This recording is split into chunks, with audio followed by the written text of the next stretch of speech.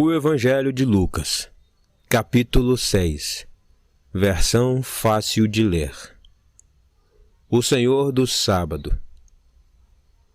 Num certo sábado, Jesus estava atravessando um campo de trigo.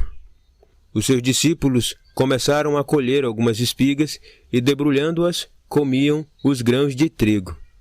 Então alguns fariseus disseram: "Por que vocês estão fazendo o que não é permitido fazer no sábado?" Jesus respondeu: "Você não lembra o que Davi fez quando ele e seus companheiros tiveram fome? Vocês não leram como ele entrou na casa de Deus, pegou o pão sagrado e os comeu, repartindo-o também com os homens que estavam com ele?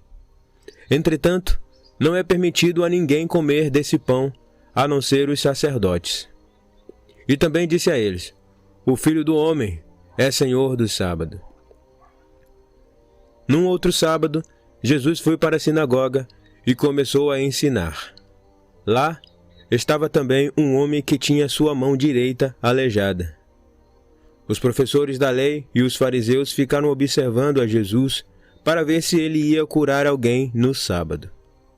Eles procuravam algum motivo para acusar a Jesus de desobedecer à lei. Jesus conhecia o pensamento deles, mas mesmo assim disse ao homem com a mão aleijada: "Levante-se e fique de pé na frente de todos." Ele se levantou e ficou de pé. Então Jesus disse a eles: "Agora eu pergunto a vocês, o que é permitido fazer no sábado? O bem ou o mal? É permitido salvar uma vida ou destruí-la?" E olhando ao seu redor para todos eles, disse ao homem: "Estenda a sua mão." O homem a estendeu e ela ficou boa. Eles, porém, ficaram furiosos e começaram a planejar o que poderiam fazer contra Jesus. Naqueles dias, Jesus subiu ao monte para orar e passou a noite toda orando a Deus. Quando amanheceu, ele chamou os discípulos e escolheu 12 entre eles, a quem deu o nome de apóstolos. Eram eles Simão, a quem deu o nome de Pedro, e André, irmão dele, Tiago e João, Filipe e Bartolomeu, Mateus e Tomé, Tiago, o filho de Alfeu, Simão, que pertencia ao grupo dos Zelotes, Judas, o filho de Tiago, e Judas Iscariote, que se tornou o traidor. Jesus desceu com eles para um lugar plano, onde havia uma grande multidão de seus discípulos.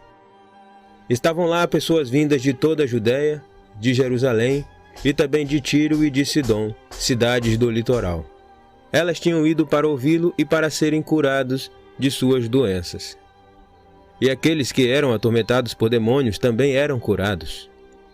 Toda a multidão o seguia para tocar nele, porque dele vinha uma força que curava a todos. Olhando para os seus discípulos, disse: "Felizes são vocês, os pobres, porque o reino de Deus é de vocês. Felizes são vocês que agora têm fome, porque terão fartura.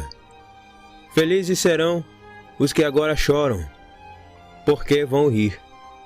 Felizes são vocês quando os homens os odeiam, os expulsam, os insultam, e quando desprezam os seus nomes e os rejeitam por causa do Filho do Homem.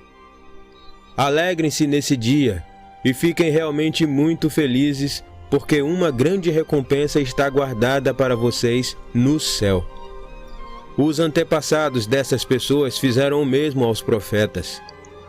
Mas ai de vocês, os ricos, pois vocês já receberam o seu conforto.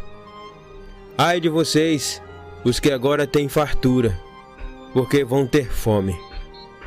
Ai de vocês, os que agora estão rindo, porque vão chorar e lamentar. Ai de vocês que são elogiados por todos, porque os antepassados dessas pessoas também elogiavam os falsos profetas. Mas eu digo a vocês que estão me escutando: ame os seus inimigos e façam o bem, mesmo para aqueles que odeiam a vocês. Falem bem daqueles que amaldiçoam a vocês e orem por aqueles que maltratam a vocês. Se alguém lhe bater de um lado do rosto, vire-lhe também o outro lado. Se alguém pegar a sua capa, deixe levar a sua túnica também. Dê para todo aquele que lhe pedir alguma coisa. E se alguém levar o que é seu, não peça de volta. Trate as pessoas da maneira que vocês gostariam de ser tratadas por elas. Pois se vocês amarem somente aqueles que os amam, que louvor vocês esperam receber?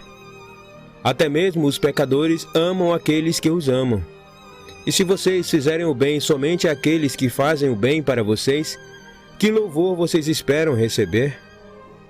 Até mesmo os pecadores fazem isso. Se vocês emprestam somente para aqueles que vocês acham que vão pagar, que mérito vocês esperam ganhar? Até os pecadores emprestam a pecadores para receberem de volta a mesma quantia. Ao contrário, ame o seu inimigo e façam o bem a eles. Emprestem e não esperem receber de volta o que emprestaram, pois assim a sua recompensa será grande e vocês serão chamados filhos do Altíssimo. Façam isto, porque Deus também é bom para com os ingratos e maus. Sejam misericordiosos como o Pai de vocês é misericordioso. Não julguem os outros para que não sejam julgados. Não condenem os outros para que não sejam condenados. Perdoem os outros para que sejam perdoados. Deem aos outros e também será dado a vocês. Vocês receberão muito, uma quantidade generosa que será colocada nas suas mãos, mais do que vocês poderão carregar. Pois a medida que vocês usarem para com os outros, será a mesma medida que se usará para com vocês. E Jesus também fez esta comparação. Pode um cego guiar outro cego? Por acaso não cairão os dois no buraco? Nenhum discípulo é mais importante do que o seu mestre, mas qualquer um, depois de bem treinado, será igual ao seu mestre. Por que você olha para o cisco que está no olho do seu irmão e não vê o tronco que está no seu próprio olho? Como você pode dizer, irmão, deixe-me tirar o cisco do seu olho, quando você nem vê o tronco que está no seu próprio olho? Hipócrita, tire primeiro o tronco que está no seu olho, e então verá muito melhor para tirar o cisco do olho do seu irmão. Não há árvore boa que dê maus frutos, nem árvore má que dê bons frutos. Cada árvore é conhecida pelo seu próprio fruto. Não se colhe figos dos espinheiros e nem uvas das plantas espinhosas. A boa pessoa faz coisas boas, pois o tesouro do seu coração tira o bem. A má pessoa faz coisas más, pois o tesouro do seu coração tira o mal.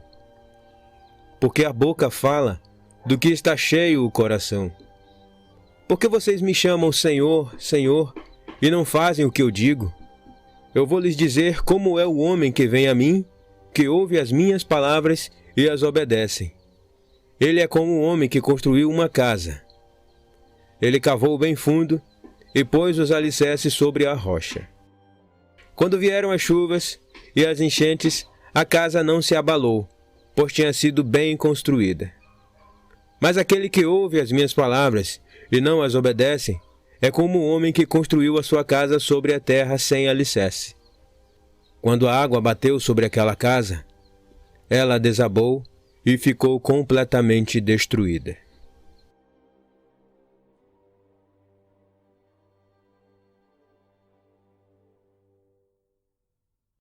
E então, gostou do áudio? Se gostou, deixa seu like. Na descrição tem um resumo mostrando quem escreveu o capítulo bíblico e o contexto em que foi escrito. Deixe seu comentário e peça áudios de outros capítulos. Se não é inscrito, se inscreva lá e ative o sininho para receber notificação de quando fizermos novas publicações. Até os próximos áudios e que Deus abençoe.